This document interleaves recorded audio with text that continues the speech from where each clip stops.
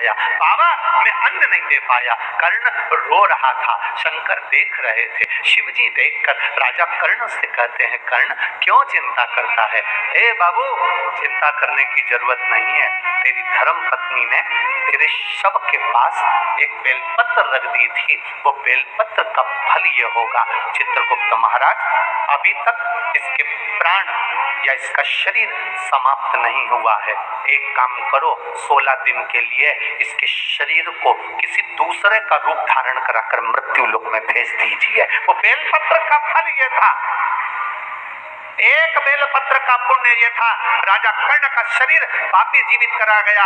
एक शरीर तो पड़ा रहा कर्ण का, और कर्ण दूसरा शरीर धारण कर कर संत ब्राह्मण वृंद जन गरीब जन दीन जन सबको भोजन कराते रहे। भोजन कराते कराते कराते कराते लाखों लोगों को कर्ण ने भोजन कराया।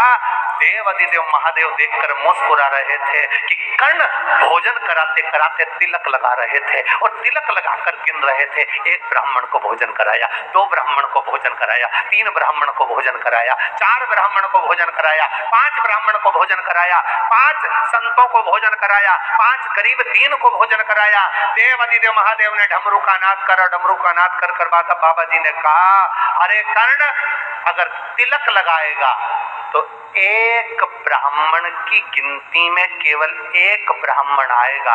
श्राद्ध पक्ष के अंदर अगर तू ब्राह्मण को भोजन करा रहा है तो तिलक लगाने की जरूरत नहीं, तो एक ब्राह्मण को भोजन कराएगा और बिना तिलक के दक्षिणा देगा तो 1000 ब्राह्मण का फल प्राप्त कर लेगा। कितना सुंदर कहा।